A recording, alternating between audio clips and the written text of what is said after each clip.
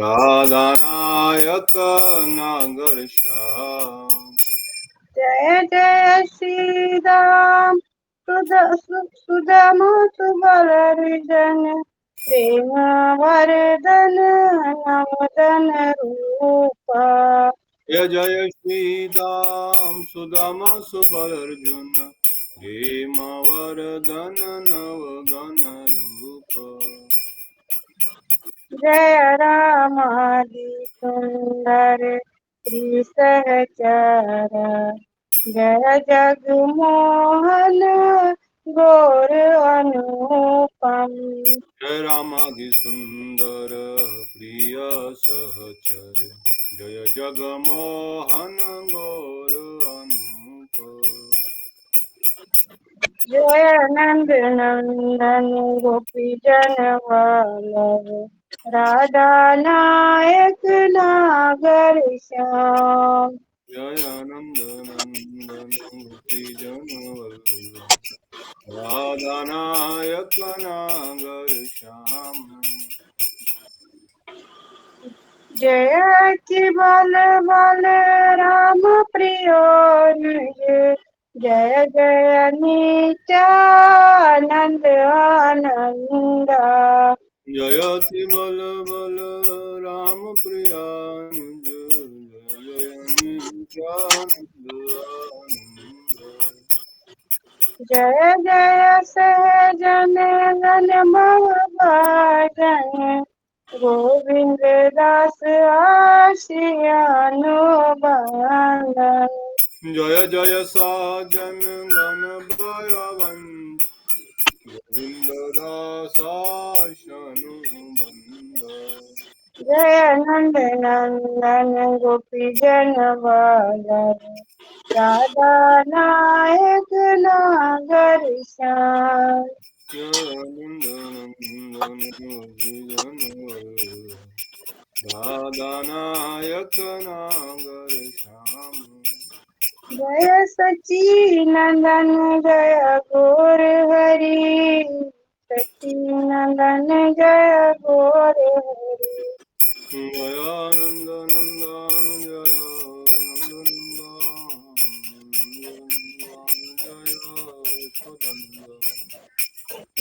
नंद नंदन जय यशोदानंदन।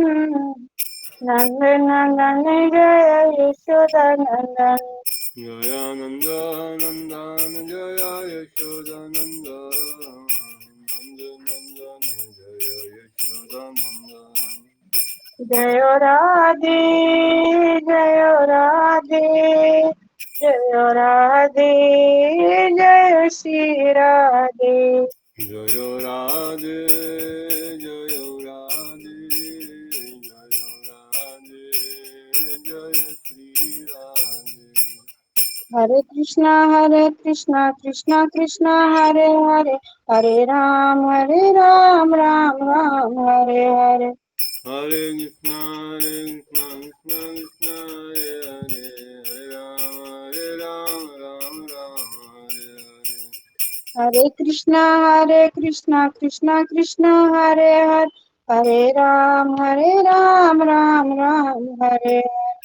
हरे कृष्णा कृष्णा कृष्णा हरे हरे हरे राम राम राम हरे हरे।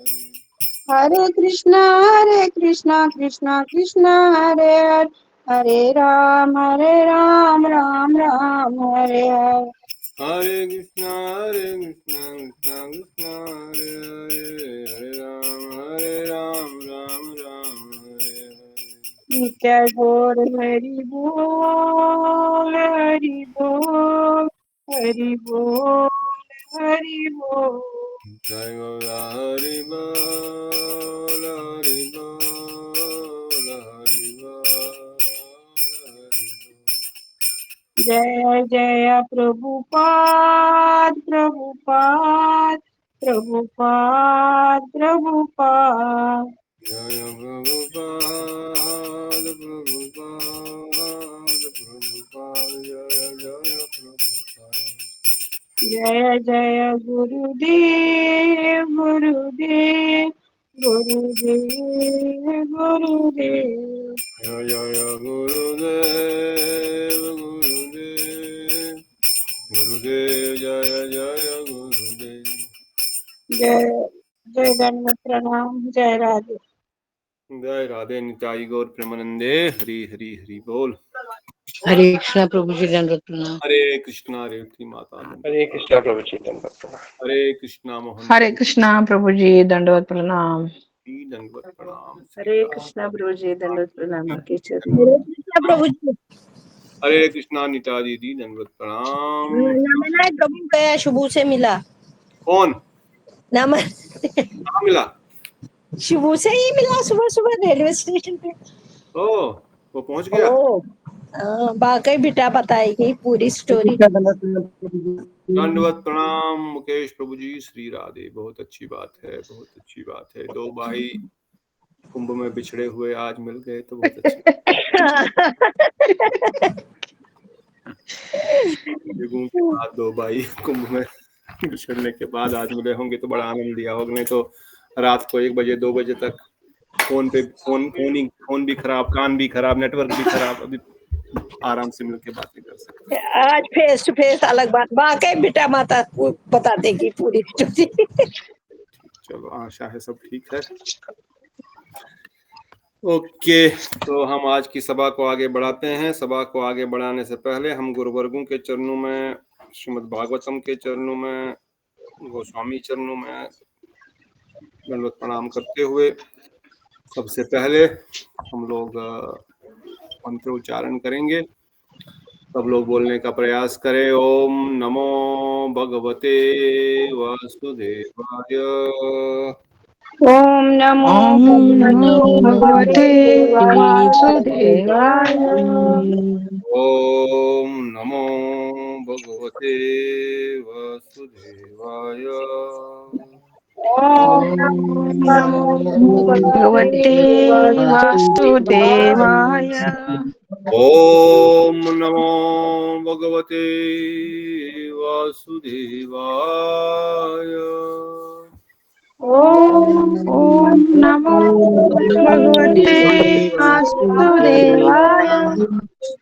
नारायणं नमस्कृत्यं नारायणं नमस्कृत्यं नरं चैव नरोत्तमं नरं नरं चैवं नरोत्तमं देवीं सरस्वतीं व्यासं देवीं सरस्वतीं व्यासं ततो जयमुदीरयेत्। ततो ततो जयमुदीरयेत्। नष्टप्रायेषु भद्रेषु नष्टप्रायेषु भद्रेषु नित्यं भागवत सेवया नित्यं नित्यं भागवत सेवया भगवते उत्तम श्लोके भगवते भगवत्युत्तमं श्लोके भवति निष्ठकी। भक्ति भक्तिर्भवति नष्टकी। तो सर्वप्रथम परमाराध्य गुरुदेव लीला प्रविष्टों विष्णुपाद परमहंस परिवजकाचार्य रसिकाचार्य युगाचार्य श्री श्रीमद् भक्तिदांत नारायण गोसाई महाराज जी के अभय चरणों में अनंत अनंत दंडवत प्रणाम करते हुए उनके हेतु कृपा की प्रार्थना करते हैं। तत्पश्चात अभय चरणारविंद भक्तिदांत स्वामी श्री प्रभुपाद तथा आचार्य के श्री परम गुरुदेव श्री भक्ति प्रज्ञान केशव गोसाई महाराज दोनों परम गुरुदेव के चरणों में कोटि प्रणाम करते हुए उनकी कृपा प्रार्थना याचना करते हैं। जगत गुरु भक्तिदान प्रभुपाद समस्त रूपानुग वर्गों के चरणों में अनंत अनंत दंडवत प्रणाम करते हुए उनकी अहेतु कृपा की प्रार्थना करते हैं। श्री श्री सचिनंदन गौर हरि पार्षद वृंद, श्री श्री पंच तत्व ठाकुर षड गोस्वामी वृंद, श्री रूप सनातन भट्ट रघुनाथ, श्री जीव गोपाल वरदास रघुनाथ षड गोस्वामी जी के चरणों में कोटि कोटि प्रणाम करते हुए उनके हेतु कृपा की प्रार्थना करते हैं। श्री राधा गोविंद ललिता विशाखा जू समस्त सखी वृंद, समस्त व्रजवासी वृंद के चरणों में कोटि कोटि प्रणाम करते हैं, उनके हेतु कृपा की प्रार्थना करते हैं। विशेष रूप से श्री बृहद भागवतमृत ग्रंथ को प्रणाम करते हैं, उसके हेतु कृपा प्रार्थना करते हैं।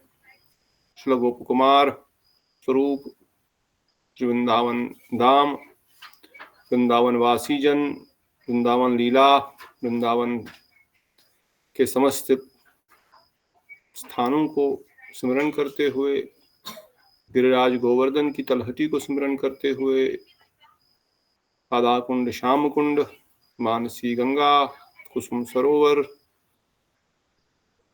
के चरणों में कोटि कोटि प्रणाम करते हैं। दान घाटी, अक्रूर घाट, कन्योर गाम, गोविंद कुंड, अप्सरा कुंड, सुरभि कुंड, पुछहरी के लोठा बाबा प्रणाम करते हुए, गिरिराज परिक्रमा, गिरिराज जी को प्रणाम करते हुए, मुखारविंद का ध्यान करते हुए, प्रणाम करते हुए आगे बढ़ते हुए हम श्री दान घाटी में प्रवेश करते हुए मानसी गंगा, चकलेश्वर महादेव का ध्यान करते हुए, प्रणाम करते हुए, उद्धव को प्रणाम करते हुए, उद्धव क्यारी को प्रणाम करते हुए, उद्धव बिहारी जी को प्रणाम करते हुए, से राधा कुंड का स्मरण करते हुए, राधा कुंड की तलहटी पे श्री रघुनाथ दास गोस्वामी, श्री जहानाबाद ठकुरानी, रघुनाथ भट्ट गोस्वामी, श्री जीव गोस्वामी, श्रीला कृष्णदास कविराज गोस्वामी, चक्रवर्ती ठाकुर पाद, पांच पांडव स्थान, कृष्णदास कविराज गोस्वामी स्थान, समाधि मंदिर, इन सबको प्रणाम करते हुए, स्मरण करते हुए कृपा प्रार्थना करते हैं कि यह स्मरण हमारे स्मृति पटल पर निरंतर बना रहे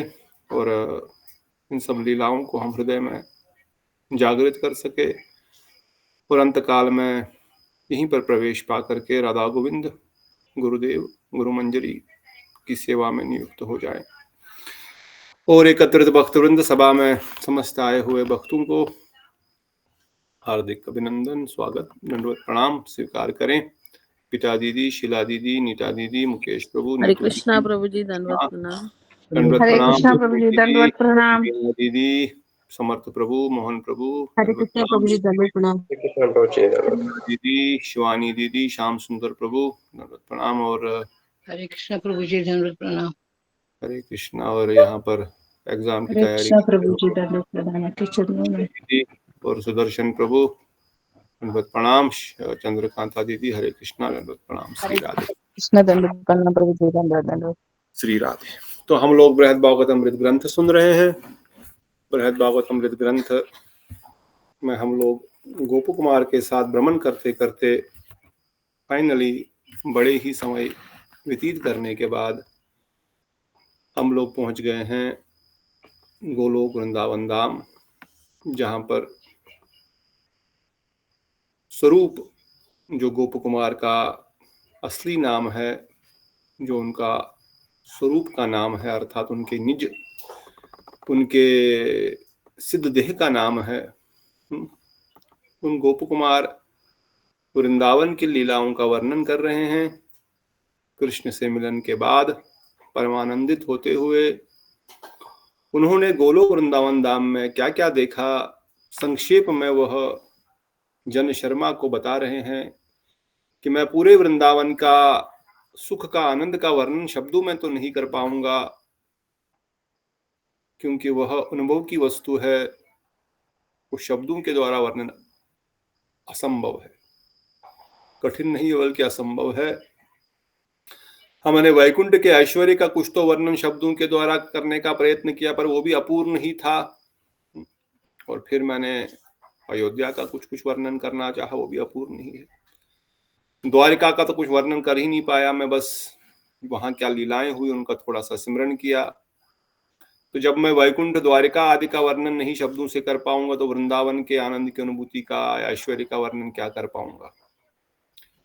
इसलिए उस वृंदावन धाम की लीला का स्मरण करने से, उस वृंदावन धाम की लीला का गुणगान करने से हृदय में कुछ स्फूर्ति हो जाए, इसी विचार से मैं वहां पर क्या क्या लीलाएं, विशेष रूप से कुछ कुछ लीलाएं, कुछ कुछ विशेष लीलाएं मैं आपके सामने बता रहा हूं। और उनकी कृपा से हम सब सुन रहे हैं कि वृंदावन में किस प्रकार की सुंदर मनोहर लीलाएं गोलोक वृंदावन धाम में भी होती है, ताकि बद्ध जीव जो इस संसार में भोगों के प्रति आसक्त होकर के संसार को ही आनंद का स्रोत मान लेता है, ऐसे जीव कैसे उन लीलाओं का स्मरण करके, सुन करके, कानों के माध्यम से हृदय में जब लीलाएं प्रवेश करेंगी तो हृदय को शुद्ध कर देंगी, चित्त को शुद्ध कर देंगी, और शुद्ध चित्त से हमारी ओरिजिनल कॉन्शियसनेस, जो हमारा जो असली स्वरूप है और हमारा जो असली कॉन्शियसनेस है, चेतना जो है, जो भी ढकी हुई है, जिस प्रकार शराबी शराब के नशे में नहीं जानता है कि वो असली में कहाँ रहता है, उसका असली काम क्या है, उसका असली घर कहाँ है। शराब के नशे में वो नाली में पड़ा रहता है, उसको लगता है यही मेरा घर है, यही मेरा स्थान है। उसी प्रकार से माया के आवरण में आकर के हमको लग रहा है कि यही हमारा स्थान है, यही मेरा घर है, मेरा परिवार है, मेरा पुत्र है, मेरी माता है, मेरे पिता है, मेरा संबंधी है, मेरा गाड़ी है, बंगला है, ये सब हमको अपना लगने लगता है। परंतु ये वही नशा है जिस प्रकार शराबी का नशा है, मृत्यु के समय ये नशा उतर जाएगा, फिर दिखेगा कोई अपना था ही नहीं। वो शराबी का नशा, शराब उतरने के बाद पता लगता है मैं कहाँ था, कौन क्या कर रहा था मेरे साथ। उस पर मृत्यु के समय हमको सब साफ साफ दिखता है, फिर कौन क्या कर रहा है, मेरा कोई संबंध किसी के साथ है ही नहीं।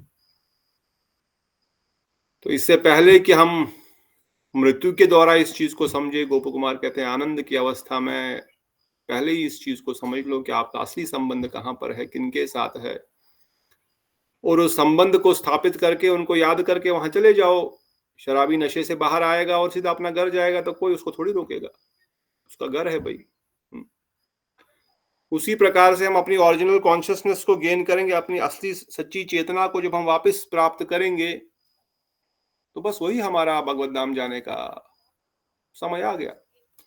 तब शराबी का नशा उतर गया तो घर ही जाएगा ना, फिर कहाँ जाएगा। तो हमारी चेतना शुद्ध हो गई तो हम भगवत धाम ही जाएंगे, और तो कहीं जा नहीं सकते, क्योंकि घर तो हमारा वही है। कृष्ण ही हमारे नित्य साथी है, संबंधी है, वही मात्र एक हमारे संबंधी है।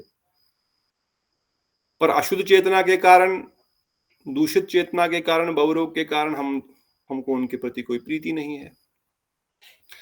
इसलिए गोप कुमार कह रहे हैं, हे स्वरूप कह रहे हैं, हे माथुर ब्राह्मण अर्थात हे जन शर्मा, इन कथाओं के माध्यम से तुम्हारे हृदय में ही अमृत प्रवेश करेगा, और अमृत प्रवेश होने से हृदय शुद्ध हो जाएगा, चेतना शुद्ध हो जाएगी, और शुद्ध चेतना मतलब उस नशेड़ी का नशा उतरेगा और तुम अपने घर को वापस पहुंच जाओगे। इसलिए उसका क्या आनंद की अनुभूति है वो तो तुम नहीं समझ पाओगे, ना तो मैं समझा पाऊंगा। वो समझना तो कठिन है, वो अनुभव की वस्तु है। वहां कोई जीव नित्य पार्षद हो या इस जगत से सिद्ध देह प्राप्त जीव उस सुख के आनंद में डूबा हुआ है, या वह विरह के शोक में दग्ध हो रहा है, इसका कोई अनुभव मान नहीं लगा सकता। दोनों अवस्थाओं में वह इस जगत के सिमरन से या अनुभव से बहुत परे है। इसलिए तुम श्रवण करो कि उस वृंदावन धाम में क्या क्या लीलाएं हुई, और उनके द्वारा आनंद को भी प्राप्त हो, क्योंकि आनंद कंद नित्यानंद की कृपा से, महाप्रभु की कृपा से अपराध दूर होंगे, हृदय शुद्ध होगा, और सच्चिदानंद ब्रजेंद्र नंदन की लीलाएं जो अमृत के समान है, जो आनंद ही है, जब वो सुनेंगे तो आनंद की अनुभूति होगी। फिर दूसरे संसार के आनंदों को हम ढूंढने का प्रयास नहीं करेंगे। परंतु जब तक हम सच में भगवान से प्रार्थना नहीं करेंगे कि हम आपका सेवा प्राप्त करना चाहते हैं, तब तक ये संभव नहीं हो पाएगा। जब तक हम डुप्लिसिटी है कि मुझे संसार में ही आनंद चाहिए, मुझे संसार में ही भोग करना है, मुझे संसार के संबंधों में ही आनंद को ढूंढना है, चाहे वो पति है, पत्नी है, बॉयफ्रेंड है, गर्लफ्रेंड है, किसी भी प्रकार से हो सकता है। आजकल के समाज में तो कुछ भी होता है। उनमें अगर आनंद हम ढूंढ रहे हैं जब तक, तब तक तो कृष्ण प्रेम के आनंद की अनुभूति भी नहीं होगी। क्योंकि हम बाहर से तो दिखा सकते हैं मैं भजन कर रहा हूं, मैं भक्त हूं, भक्त बनने का प्रयास कर रहा हूं, परंतु अंदर से तो मुझे भोग करने की प्रवृत्ति है ना। अगर है भी तो वो गोविंद के सामने, गुरुदेव के सामने, वैष्णव के सामने बताना पड़ेगा, मेरे इस दोष का निवारण कीजिए। परंतु अगर डुप्लिसिटी रखेंगे, नहीं बताएंगे डॉक्टर को मेरी बीमारी क्या, तो डॉक्टर इलाज कैसे करेगा? अरे डॉक्टर तो सब जानता, वो तो डॉक्टर है। नहीं, उनको ही बताना पड़ेगा पहले सिम्टम्स क्या है मेरे, फिर वो टेस्ट करेगा, फिर रिपोर्ट आएगी, फिर इलाज करेगा। वकील को नहीं बताएंगे क्या प्रॉब्लम है तो वो कैसे केस लड़ेगा? उसको झूठ हम छुपा के रखेंगे चीजों को, तो कैसे हमारा केस वो जीत पाएगा? इसलिए कहते हैं डॉक्टर के सामने, वकील के सामने, पुलिस के सामने कुछ छुपाना नहीं चाहिए, और विशेषकर गुरु और वैष्णव के सामने, और विशेषकर से भगवान के सामने। ऐसा नहीं कि अपनी कथा यहाँ मत कहो, अपनी कथा यथा तथा, अपनी व्यथा को यहाँ वहां किसी को भी नहीं कहना। ये भी नहीं है कि हम किसी को भी बताते रहे, अरे मेरे को तो ये, मेरे को तो वो, मेरे को तो ऐसा, मेरे को तो वैसा। नहीं, जो मेरा शिक्षा गुरु है, मेरा दीक्षा गुरु है, उनको साथ शेयर कर सकते हैं, पूछ सकते हैं, बात कर सकते हैं और प्रार्थना कर सकते हैं उनको। और भगवान के सामने तो कर ही सकते हैं, गुरु वैष्णव के चित्र के सामने तो कर ही सकते हैं, उनके श्रीपट के सामने, और उनसे अभिन्न है, उनके समाधि मंदिर के सामने, उनके फोटो के सामने, उनके विग्रह के सामने, वो तो उसमें विराजमान है, उनको तो बोल ही सकते हैं। किसी और को शर्म आती है बोलने के लिए, परंतु विशेष रूप से वैष्णव के सामने भी वर्णन करना चाहिए। तो ये डुप्लिसिटी अगर हमारी है तो कृपा नहीं मिलेगी, फिर अनुभूति भी नहीं होगी, फिर कैसे प्रेम होगा भगवान से? न तो भगवत प्रेम की कोई अनुभूति होगी, न तो आध्यात्मिक जगत के जीवन की कोई अनुभूति होगी। फिर हमको लगेगा हम बचपन से भजन कर रहे हैं, कुछ रिजल्ट नहीं आया। रिजल्ट कैसे आएगा जब हम डुप्लिसिट है? तो जब हम छुपा रहे हैं चीजों को गुरु वैष्णव के सामने, भगवान के सामने, तो फिर कैसे होगा? इसलिए गोप कुमार ने स्पष्ट रूप से बताया कि दैन्य ही परिकाष्ठा है, और महाप्रभु ने स्पष्ट रूप से बताया कि मैं पतित पावन हूं, मैं पतित लोगों को उद्धार कर सकता हूं। जो गिरा हुआ है, जो दुष्ट है, जो असमर्थ है, मैं उसका उद्धार तो कर सकता हूं, मगर जो कपटी है मैं उसका उद्धार नहीं कर सकता। जो सोया हुआ है उसको जगाया जा सकता है, जो सोने का नाटक करता है उसको मैं कैसे जगाऊंगा? इसलिए गुरु वैष्णव के सामने हमको निरंतर अपने इन वचनों को, अपनी असमर्थता को प्रकट करते हुए प्रार्थना करते रहना है, तभी हमारा कल्याण होगा। नहीं तो कल्याण होने का दूसरा कोई साधन नहीं है। परंतु ये साधन बहुत पावरफुल है, गारंटेड है, गारंटेड साधन है। इसमें किसी को अगर कोई दो राय है तो आप कितने भी रुपए का एफिडेविट ला करके लिख के लेके जा सकते हैं, मैं लिख के दूंगा। क्योंकि मेरे जीवन का इतना अनुभव है कि जिनके लिए भी प्रार्थना की गई, जब भी प्रार्थना की गई, उनका कल्याण अवश्य ही हुआ, अवश्य ही हुआ। भक्ति मार्ग में उनका कल्याण भगवान सुनते हैं, वैष्णवों की, आपकी, सबकी, इवन साधारण जीव की भी प्रार्थना भी सुनते हैं, क्योंकि हृदय में विराजमान है। वो चाहते ही हम सब भगवत धाम चले जाएं, वो हमारा इंतजार कर रहे हैं। जैसे श्याम सुंदर प्रभु जी प्रश्न पूछ रहे थे कुछ, क्या सच में भगवान हमारा स्वागत करेंगे जैसे गोप कुमार का किया? अवश्य करेंगे। जब नारायण कह रहे मैं भटक, मैं रो रहा हूं तुम्हारे लिए, हमने देखा नहीं गोप कुमार किस प्रकार से, गोप कुमार तो थोड़ी देर के लिए मूर्छित हो गए, उनको तो होश आ गया। उनका प्रेम तो इतना ही है कि थोड़ी देर मूर्छा हो गई पर फिर भी वापस होश में आ गए। पर कृष्ण का प्रेम हमारे प्रति कितना कि जब तक गोप कुमार ने जगाया नहीं तब तक जगे ही नहीं। यशोदा मैया की पुकार से, नंद बाबा की पुकार से, बलराम जी की पुकार से, गोपियों की पुकार से भी नहीं जगे। Can you imagine? गोपियों की पुकार से भी वो अपनी मूर्छा से बाहर नहीं आ पाए। जब तक गोप कुमार ने अपनी गोद में उनका सर रख करके उनके शरीर को सहलाया, मार्जन किया, फिर उनको जगाया, कान्हा उठो, कान्हा उठो, उनकी आवाज सुनकर वो जगे फिर फाइनली। तो कितना प्रेम है, समझो कि उनके बगैर वो अपनी मूर्छा से बाहर तक नहीं आ सकते। कितना प्रेम। और गोप कुमार तो सनातन गोस्वामी पाद केवल हमको एक शिक्षा के माध्यम से बता रहे हैं कि गोप कुमार किस प्रकार से गोलोक वृंदावन धाम पहुंचे। ये कथा तो हर जीव के लिए है, भगवान हर जीव के लिए वहां इंतजार कर रहे हैं। अब गोप कुमार का मिलन हुआ गोधूली की बेला पर जब कृष्ण आए, किसी का मिलन राधा कुंड के तट पर हो सकता है जब वो गोलोक वृंदावन धाम, तब उनका प्रवेश, उस मंजरी का प्रवेश ललिता सखी के अनुगति में, मंजरी के अनुगति में वहां पर होगा, तब उनका स्वागत उस प्रकार से होगा। और कोई वात्सल्य रस में होगा तो हो सकता है यशोदा मैया जब कन्हैया को भोजन करा रही है या उनका स्नान आदि करा रही है, उस समय उनका वात्सल्य रस की गोपियों का वहां पर वो कहां पर उसका एंट्री होगी, दैट इज वो तो वही जाने वो हम नहीं जान सकते, वो तो वही बता सकते। परंतु अवश्य ही श्री ब्रजेंद्र नंदन सब जीवों का उनके स्वरूप में, उनका जो ओरिजिनल स्वरूप धाम का है, गोलोक धाम का है, उसके लिए उनका व्याकुल है मिलने के लिए, उतने ही व्याकुल है जितने वो गोप कुमार के लिए व्याकुल थे। और दूसरा प्रश्न क्या था श्याम सुंदर प्रभु? दूसरा प्रश्न क्या था, मैं भूल जाता हूँ ना। दूसरा प्रश्न वही था प्रभु जी, वही था, यही था। ठीक, फिर एक प्रश्न का उत्तर दे दिए। तो इस प्रकार से ब्रजेंद्र नंदन निरंतर हमारे इंतजार में हैं, हमको बस लौटना है, बस हम माया की ओर मुख करके खड़े हैं, उस मुख को कृष्ण की ओर हमको बस मोड़ना है, बस इतना ही करना है, और कुछ नहीं करना है, कोई टप नहीं है। ये रस का सिद्धांत है। इसलिए गोप कुमार स्वरूप जी, स्वरूप सखा, स्वरूप प्रभु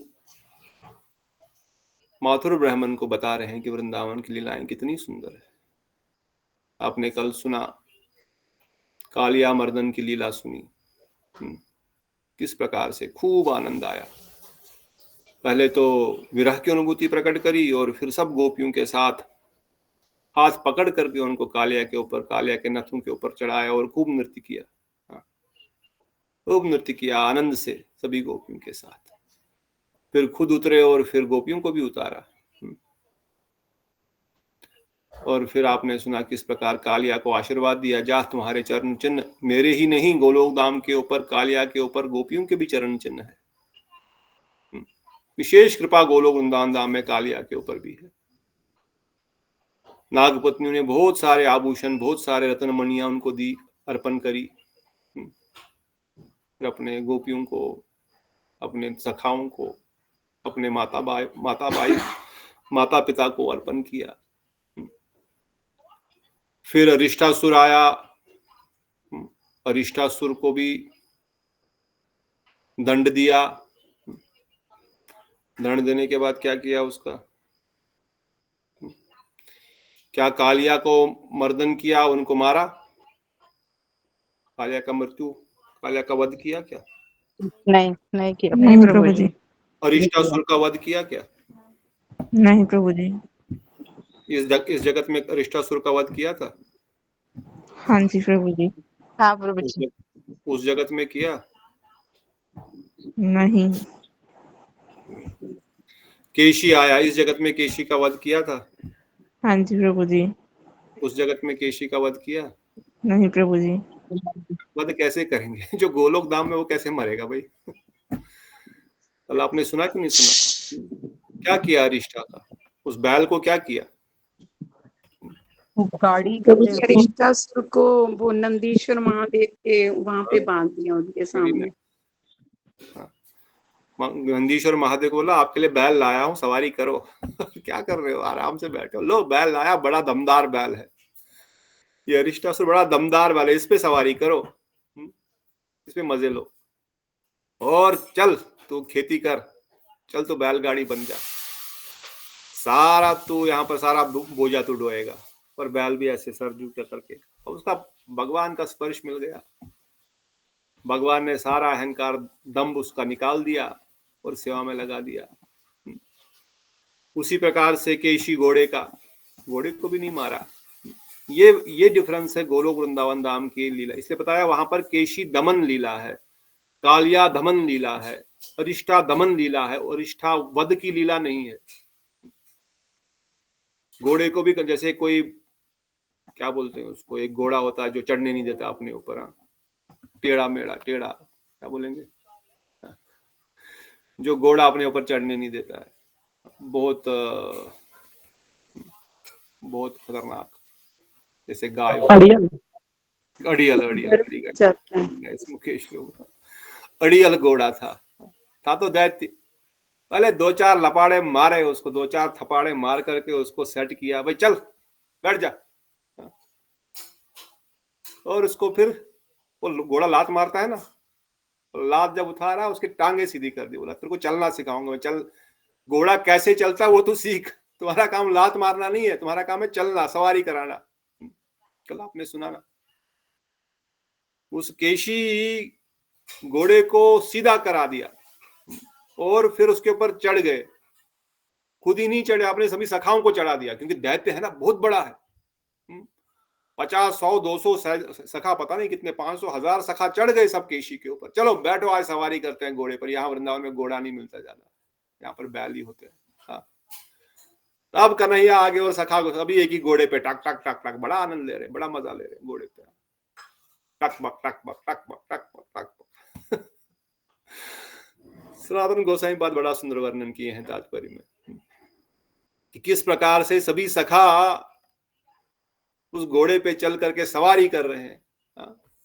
और सवारी करके उसको बांध दिया, चल अब हम तुम पे सवारी किया करेंगे रोज।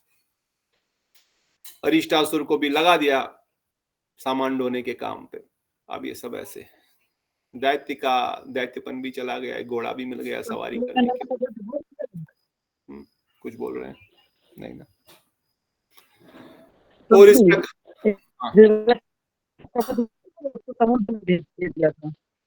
मुकेश बाबू आवाज नहीं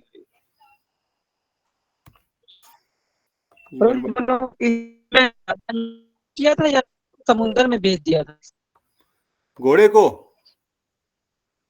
वहां कहाँ समुद्र है वृंदावन में?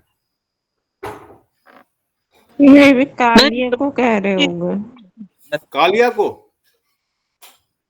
कालिया हाँ, तो कालिया ना, कालिया ना, कालिया चला गया। कालिया को बोला ठीक है तुम जाओ अपना आराम करो, फिर से आ जाना 2-4 साल बाद, फिर से तुम्हारी सवारी करेंगे, फिर से नृत्य करेंगे। कालिया तो चला गया। अरिष्टा और केशी को वहीं पर बांध दिया।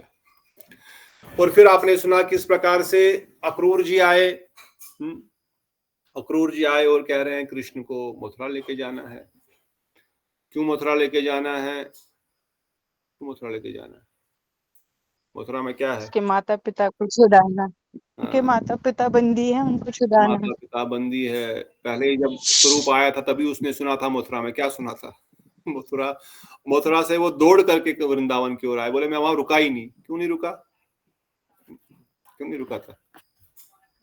कंस था, बोले कंस था, भयभीत वातावरण था वहां पर, उस समय वही लीला चल रही। कंस के भय से। हाँ। और अब कंस के अत्याचार बढ़ रहे हैं, बोल रहे हैं आप कन्हैया को भेज दीजिए, नंद बाबा, यशोदा मैया। पहले तो बोलते हम तो नहीं जानते, हमारा पुत्र है। अक्रूर जी कहते हैं ठीक है आपका ही पुत्र है, पर इनको ये कार्य करने दीजिए, ये कार्य करने दीजिए नंद बाबा। यशोदा मैया बोलती है। यशोदा मैया क्या करती है? कन्हैया को लेके छुपा देती है कमरे में, कमरे में छुपा देती है। कन्हैया को बोलती बेटा यहीं पे रहना, बाहर निकलना नहीं जब तक मैं बोलूंगी नहीं। इतने बड़े राक्षसों को वध करने वाली माता यशोदा का वात्सल्य रस कितना प्रेम है कि बोलती यहाँ से बाहर निकलना नहीं जब तक मैं बोलूंगी नहीं। कन्हैया बोलता ठीक है मैया मैं यहीं बैठूंगा। पहले कन्हैया बोला मैं जाऊंगा उस कंस को मार के आऊंगा, क्यों नहीं जाने दे रहे? माता बोली चुप रहे बेटा, चुप, कहीं नहीं जाएगा, कहीं नहीं जाएगा, बोला ना चुप। और माता रोने लग गई। हाथ पकड़ा उसको, लेके गई कमरे के अंदर। और कहाँ छुपाया? कहाँ छुपाया? कपड़ों की अलमारी में छुपा दिया। माता का प्रेम देखो कितना। कपड़ों के पीछे छुपा दिया, वस्त्रों से ढक दिया, छुपा दिया, यहां से बाहर नहीं निकलना। और कन्हैया भी वहीं बैठ गए। रात भर बाहर ही नहीं आए, रात भर बाहर ही नहीं आए। क्यों छुपाया? बोले अक्रूर तुमको ढूंढेगा, हमारी बात तो सुनेगा नहीं, तुम मिलोगे नहीं। कहाँ नहीं मिलो? कहाँ ढूंढेगा? ढूंढने तो जहां ढूंढेगा, अलमारी के अंदर थोड़ी ढूंढेगा, कपड़ों के पीछे थोड़ी ढूंढेगा। अब अलमारी थी कि नहीं थी, या जैसे भी कपड़े रखे गए थे। अक्रूर जी सुबह उठे, ढूंढ रहे हैं चारों ओर कृष्ण, पूरे ब्रिज में कृष्ण है ही नहीं, किसको ले जाएंगे? कृष्ण है ही नहीं। फिर नंद बाबा के पास आकर हाथ जोड़ करके बोल रहे हैं बड़े विनम्र भाव से, नंद बाबा आप बात समझ लो, प्लीज कन्हैया कृष्ण को भेज दो लॉजिकली। अरे मैं खुद लेके आऊंगा, सुबह जाएंगे, मथुरा कितना दूर है, सुबह जाएंगे, अभी शाम को आ जाएंगे, थोड़ी देर में यादवों का कल्याण होगा। यादव बड़ी कष्टमय है, उनके बारे में भी सोचो। परंतु नंद बाबा समझ नहीं पा रहे हैं। नंद बाबा, यशोदा मैया नहीं समझ पा रही है। नंद बाबा जैसे तैसे समझ गए और नंद बाबा बोल रहे हैं यशोदा मैया को, मैया देवी इसने प्रॉमिस किया है तुम्हारे बालक को कुछ नहीं होगा, तुम्हारे बालक को कुछ नहीं होगा, तुम जाने दो उसको। तो जैसे तैसे यशोदा मैया को मनाते हैं और यशोदा मैया अंदर से कन्हैया को बोलती ठीक है अब क्या करें। माता बोलती चिंता मत करो कन्हैया, इतना बड़ी बाजुओं को मारते हो, अरे मैं उस कंस को छोड़ 2 मिनट में आ जाता हूँ मैया, तुम क्यों चिंता कर रही हो, अपने वीर रस का बखान करते हो, मैं उनको शीघ्र ही लेके आऊंगा।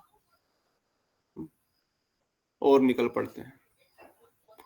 पर जो ही रथ पे बैठते हैं गोपियां, कल गया परसों आ जाऊंगा वापस, कल गया परसों आऊंगा, परसों वापस आ जाऊंगा। तो गुरुदेव बार बार बोलते हैं क्यों नहीं आए वापस, क्यों नहीं आए वापस। हाँ क्यों नहीं आए। अब गोलोक वृंदावन धाम में कभी कभार वो सुबह जाके शाम को ही आ जाते हैं, और कभी कभार कल छोड़ के परसों आते हैं, और कभी कभार हफ्ते भर के बाद आते हैं। अरे यार समझ गए बात। अब कन्हैया तो बलराम जी के साथ बैठ गए, मगर गोपियां, ब्रज सुंदरियां, माधुर्य रस की गोपियां दौड़ रही है रथ के पीछे, रथ के पीछे ऐसा दौड़ रही है कि रथ चलने नहीं दे रही है। अक्रूर तो उनको घसीट नहीं सकते, पर वो गोपियां जैसे जैसे धीरे धीरे रथ खींचने का प्रयास कर रहे हैं, गोपियां तो रथ के सामने ही लेट गई, रथ के सामने लेट करके ऐसा रोदन कर रही है कि बोल रहा पूरा ब्रह्मांड गूंज गया उनके रोदन से। कन्हैया बर्दाश्त नहीं कर पाए, वो सहन नहीं कर पाए इस बात को, वो रथ से कूद गए, रथ से कूद करके गोपियों को कुंज में लेकर के वहीं बैठ गए, रथ से कूद करके गोपियों के साथ कुंज में चले गए। अब अक्रूर फिर सर पकड़ के रो रहे हैं, अब मैं क्या करूं, अब मैं कैसे इनको ले जाऊं, क्या करूं मैं अभी। तब गोपियों को हाथ जोड़ करके बड़ा ही दीनता के द्वारा, बड़े ही विनम्रता के द्वारा उनसे प्रार्थना करते हैं, हे ब्रज गोपिकाओ, मैं इसको शीघ्र ही वापस लेके आऊंगा, बस थोड़े समय के लिए बस इसको जाने दो, बस इनके माता पिता वहां पर है। अब प्रश्न सनातन गोसाई पूछते हैं कि प्रश्न है कि हमको क्या करना है इनके माता पिता से, हाँ हमको क्या करना। तो अक्रूर जी बोलते हैं इनके सारे यादवगण मर जाएंगे, कंस उन यादवों को बहुत कष्ट दे रहा है, वो सबके सब मर जाएंगे और उन सबका पाप आपको लगेगा, है कि नहीं। तो गोपियां क्या कहती है, क्या कहती है गोपियां कहती है अरे वो यादवगण मर जाएंगे, हम समझ सकते हैं, मरना नहीं चाहिए, पर यहां तो सारी स्त्रियां मर जाएंगी, और स्त्रियों का मरना तो ज्यादा ज्यादा बड़ा पाप होता है, स्त्रियों का मरना बहुत बड़ा पाप है, स्त्री ब्राह्मण इनको मारना बहुत बड़ा पाप है। तुम अगर इनको लेके जाओगे तो हम तो अभी यहीं पे ही मर गई समझो, हमारा तो प्राण खुद ही निकल जाएंगे। वहां कंस उनको मारेगा या नहीं भी मारेगा या कष्ट देगा, फिर भी हो सकता है कष्ट होगा उनको, हमारे तो प्राण ही निकल जाएंगे। एक पुत्री तो 100 पुत्रों के बराबर है, 10 पुत्रों के बराबर एक पुत्री है, शास्त्र अनुरूप है, शास्त्र ने वर्णन किया गया, एक पुत्री 10 पुत्रों के बराबर कहलाती है, ये शास्त्र वचन है, कोई ऐसा कोई अतिशोक्ति नहीं है। फाइनली अक्रूर जी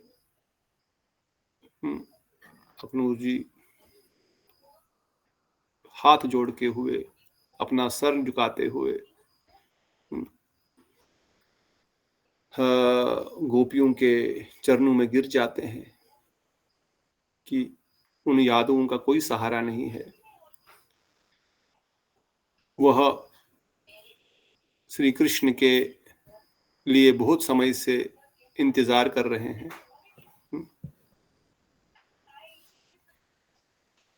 और देवतागण भी बहुत कष्ट में हैं, न केवल यादवगण अपितु देवतागण भी बहुत कष्ट में है। कहते स्वरूप ने कहा, इस प्रकार अत्यंत क्रूर कार्य करने वाले किंतु नाम मात्र से अक्रूर अपने दांतों के नीचे तिनका दबाकर अत्याधिक दीनता पूर्वक प्रत्येक गोपी को प्रणाम करके प्रार्थना करने लग गए। कहते स्वभाव अब क्या अक्रूर जी सच में क्रूर है? सच में एक क्रूर व्यक्ति है क्या वो? पर स्वरूप कह रहा है कि वो बहुत क्रूर है, क्योंकि स्वरूप को भी उनके विरह का अनुभूति हो रही है। स्वरूप भी तो उनका विरह, स्वरूप भी तो उनको नहीं देख पाएगा। इसलिए स्वरूप कहते हैं स्वभाव, नाम तो अक्रूर रखा है माता ने उनकी, परंतु वो अत्यंत क्रूर है और अत्यंत क्रूर कार्य कर रहे हैं, और नाम मात्र के लिए अक्रूर नाम रखा गया है उनको।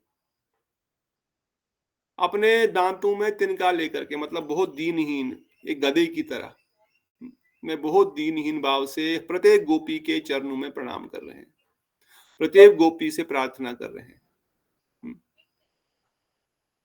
कि आप कृपा करो।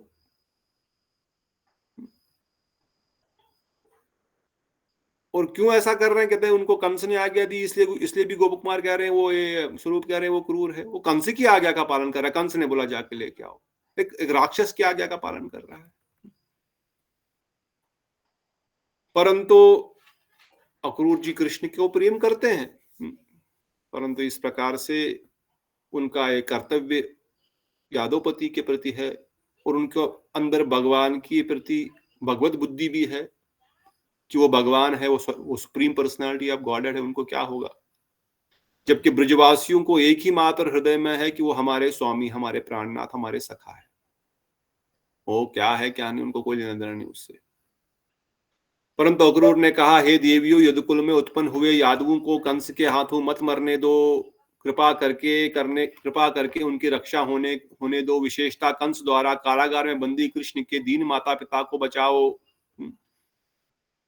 ये सुनकर सभी गोपियां कहे, हे मूर महाद्रूत, महादूत, ध्रुत समझते हैं, महादुष्ट, डुप्लिसिट आदमी, हे झूठ बोलने वाले, हे कंस के आज्ञापालक दूत, वासुदेव देवकी किस प्रकार कृष्ण के माता पिता हुए? श्री नंद यशोदा ही कृष्ण के माता पिता है। इस छल से श्री कृष्ण को मथुरा ले जाकर तुम गोकुल वासियों का वध मत करो तथा हम स्त्रियों की हत्या मत करो, जो हमने पहले ही बताया। वो कैसे उनके माता पिता बताओ? उनका जन्म तो हमारे सामने यहाँ यशोदा मैया के कोख से हुआ। तुम कह रहे उनके माता पिता वहां से यहाँ आए? What are you telling? हमने खुद देखा है।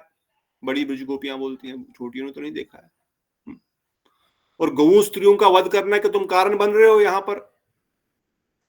तब श्री स्वरूप ने कहा, श्री कृष्ण ने दुष्ट कंस के वैसे व्यवहार को सुना तथा अपने आप को यादवों के दुख का कारण माना। फिर बलदेव जी भी मथुरा जाने की अनुमति से अवगत होकर उन गोपियों को सांत्वना देते हुए वे क्रोध और शोक पूर्वक उस कुंज से बाहर निकल आए। जब कृष्ण ने दुष्ट कंस के व्यवहार को सुना, वो किस प्रकार से कष्ट दे रहा है, क्योंकि भगवान तो स्वाभाविक रूप से दयालु है। भगवान नेचुरली दयालु है। कृष्ण के हृदय तो दया का सागर है, उनसे दयालु कोई है ही नहीं। नेचुरली उनके अंदर दया है, दैट इज नो डाउट। अब हम राधा रानी की दया की महादयालु बोल सकते हैं, महाप्रभु को महावदन्नाय बोलते हैं, वो अलग विचार है। मगर कृष्ण भी कोई खाली ऐसे ही नहीं है, या रामचंद्र जी भी कम दयालु नहीं है। अब महाप्रभु की तो अमंदो दया है, वो तो अलग ही प्रकार की दया है, वो तो अलग ही उसका वैशिष्ट्य है। मगर कृष्ण की दया भी बहुत कम नहीं। वो उन यादवों का दुख सुन करके उनको लगा कि देखो मैं तो यहाँ आनंद दे रहा हूँ इन गोपियों को, ठीक है मैं समझ रहा हूँ, परंतु मैं तो थोड़ी देर में आ जाऊंगा ना। पर वहां पर तो वो बहुत कष्ट पा रहे हैं, इसलिए मुझे जाना चाहिए। इसलिए गोपियों को सांत्वना दे रहे हैं। आप क्रोध मत करो, आप इस अक्रूर जी पे क्रोध मत करो। बलराम जी भी समझा रहे हैं, बलराम जी भी कह रहे हैं कि नहीं आप चिंता मत करो, मैं इनके साथ हूं, हम दोनों शीघ्र ही आ जाएंगे। बस आप समझो, थोड़ा सा समझा बुझा करके। इसके पश्चात अक्रूर बलराम जी की अनुमति से प्रसन्न होकर अतिशीघ्र कुंज से बाहर आकर रथ को वहीं पर लाने के लिए भागे। बलराम जी ने जब कहा कि ठीक है कन्हैया आएंगे, अक्रूर जी दौड़ के गए। अभी इससे पहले कुछ और मूड चेंज हो जाए और कोई गोपी आ जाए और कुछ यहाँ पर भगवान को कोई दूसरा कुछ समस्या या कुछ प्रेम का वशीभूत होकर के रुक जाए। अब उनका मन बन गया है, वो समझ गए हैं, उनके हृदय में दया हो चुकी है मथुरा वासियों के प्रति। इसलिए वो दौड़ करके बोला रथ को इधर ही लेके आओ, इस कुंज के पास ही लेके आओ। श्री कृष्ण ने मथुरा जाने का निश्चय कर लिया। ऐसा जानकर गोपियां उनके मुखकमल को बार बार देखने लगी तथा बावी विरह की अग्नि से भयभीत होकर रोते रोते उनके चरणों पर गिर पर कहने लगी। अब लगा कृष्ण तो बोल रहे मैं जाऊंगा और अब तो जाएंगे ही। तब गोपियों ने कहा हे नाथ, आपके बिना हम निराश्रयी होकर लव मात्र के लिए भी जीवित नहीं रह पाएंगी। हे प्रभु, आप अपनी इन दासियों का त्याग न करें, आप जहां जा रहे हैं हमें भी वहां ले चलें। हे नाथ, आपके लिए वन ही हमारा घर बन गया है और घर वन बन गया है। शत्रु भी मित्र बन गए हैं और बंधु वैरी बन गए हैं। विष भी अमृत बन गया है और अमृत विष बन गया है। इसलिए हम कह रही है कि आपके विरह में हम मर जाएंगी, आपके विरह में हम मर जाए। अर्थात हमारा दूसरा कोई भी नहीं है, केवल आप ही हमारे हैं। हमारा घर कुछ संसार नहीं, हमारा कोई पुत्र पत्ता कोई भी नहीं, हम केवल आप हमारे हैं। अगर आप है तो हमारा घर ही, आप वन ही हमारा घर है, और अगर आप नहीं तो हमारा घर वन के समान है। हमारा कोई पुत्र बंधु हमारा कुछ भी नहीं है। हम तो बस आपको देखने के लिए जीवित रहती हैं, हम तो बस आपको आनंद प्रदान करने के लिए जीवित रहती है, हम तो बस आपके भोजन बनाने, आपको अपने हाथों से खिलाने के लिए जीवित रहती है, आपको वस्त्र धारण कराने के लिए जीवित रहती है, आपको स्नान कराने के लिए जीवित रहती है, और हमारा दूसरा कुछ आश्रय ही नहीं है। इस प्रकार के गाढ़ प्रेम का स्वभाव पहले श्री नारद जी द्वारा प्रेम तत्व निरूपण करके प्रसंग में वर्णन किया जा चुका। इसलिए गोपियां कह रही कि हे प्रभु, आपके विरह में हम जल्दी ही मर जाएंगी, क्योंकि सबके प्रति निरपेक्ष रहने वाले आप हमारे जीवन के एकमात्र आश्रय है। अतएव आपको वियोग में अब हम कैसे जीवित रहेंगी, रहने में समक्ष होंगी। हम बहुत जल्दी ही प्राण त्याग देंगी, क्योंकि आप दयालु है, आप तो शीघ्र ही किसी के भी वश में हो जाते हैं, वश में हो जाते हैं। अर्थात दीक्षा कहां गई, हो गया क्लास तो बैठ इधर। आपके मृदु हास्य युक्त सुंदर मुख कमल को, आपके मनोहर युगल चरण कमल को तथा समस्त शोभाओं के आधार आपके वक्षस्थल को कहीं पर भी नहीं देख पाने से हम निश्चित ही मर जाएंगे। अगर हमने आपके हास्य युक्त सुंदर मुख कमल को नहीं देखा, आपके मनोहर युगल चल कमलों को नहीं देखा, आप समस्त शोभाओं के आधार आपके वक्षस्थल को हमने दर्शन नहीं किया, अगर हम उनका दर्शन ही नहीं कर पाएंगे तो हम तो वैसे ही मर जाएंगे। आप तो दयालु हो, आप तो दया के सागर हो, आपको ब्रज से जाने के बाद सब कोई प्रेम करेगा, वहां पर भी आपको प्रेम मिलेगा, और वहां पर भी आपको प्रियजन जो है आपको आपके चरणों में गिर जाएंगे तो आप वहीं पर रह जाएंगे, क्योंकि आपका स्वभाव ही दयालुता है। और अगर हम नहीं दर्शन कर पाएंगे आपका, तो हम तो यहीं पर वैसे ही मर जाएंगे, क्योंकि आप दयालु हो, आप तो पिघल जाओगे कहीं पर भी। इसलिए जब आप गोपों जैसे लीला वात्सल विलास करने के लोभ से सखाओं के साथ प्रातः वृंदावन चले जाते हैं, तब इस आशा से कि संध्या के समय आप अवश्य ही लौट आएंगे, हम अत्यधिक कष्टपूर्वक जीवन धारण करके समय व्यतीत करती हैं। जो ब्रज गोपिका बड़ी गोपियां हैं वो वर्णन कर रही है कि जब आप सुबह गोचारण के लिए जाते हैं, हमको बस यही आशा होती है कि अभी आएंगे, अभी शाम होगी, अभी शाम होगी, अभी शाम होगी तो हम उनका दर्शन करेंगे। एक तो आप दूर देश जा रहे हैं, और वह भी दुष्ट कंस की आज्ञा से उसके सहृद अक्रूर के साथ उसकी मथुरापुरी में जा रहे हैं। आप सुबह जाते हैं थोड़ा सा आसपास में ही वन में भ्रमण करने के लिए, जो कि पास में ही हम दौड़ करके आ भी सकते हैं, देख भी सकते हैं। उन नंद बाबा तो अपने दूध भी बेचते रहते हैं कि क्या चल रहा क्या नहीं चल रहा देखते रहो, थोड़ी ना उनको गाय चरानी है। वो तो गाय चराने के बहाने घूम फिर रहे हैं, और नंद बाबा के तो लाखों सेवक है, उनको गाय चराने के लिए कृष्ण को थोड़ी भेजना है। इसलिए वहां पर बहुत सारे दूत उनका ऑलरेडी निरीक्षण कर रहे हैं। और हम भी कभी भी आ सकते हैं वहां पर, जैसे कभी कालिया लीला हुई तो हम दौड़ करके सब पहुंच गए वहां पर उस कालिया दह के हृदय के पास, भले ही अपने अपने घरों में थी, इतना दूर थोड़ी है कि जा ही नहीं सकते। परंतु अब तो तुम दूर देश जा रहे हो, मथुरा जा रहे हो, जो कि दूर है लगभग 20 किलोमीटर, और गोपियों को पैदल जाना पड़ेगा। और इतना ही नहीं, आप कंस के मित्र के साथ जा रहे हो, कंस के साथ सेनापति के साथ जा रहे हो, वो भी किसके साथ, कहां पे जा रहे हो? चलो दूर देश जा रहे हो घूमने के लिए तो फिर भी हम मान लें, वहां कंस है जो आपका मारना चाहता है, जिसने इतने सारे राक्षसों को वृंदावन आपको मारने के लिए भेजा, आप उसके पास जा रहे हो और आप कह रहे हो कि हम शांत रहे, ठीक हो जाएगा, मैं वापस आऊंगा। आप अनेक प्रकार की विपत्तियों की आशंका से व्याकुल होकर अपने चित्त में प्रवास उत्पन्न आपके दुख की चिंता में कैसे जीवन धारण करेंगी? हम कैसे जीवन धारण करेंगी?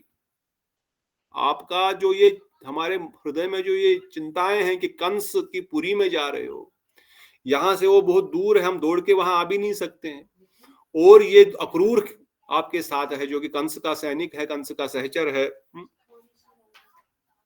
और कंस इतना बड़ा राक्षस है, उसके इतने मित्र इतने खतरनाक दुष्ट है, इतने खतरनाक उनकी शक्तियां हैं, जो कि गोपियों ने ब्रजवासियों ने भूलोक पे भी देखा है, कितनी देर तक भगवान को युद्ध करना पड़ा उनके साथ।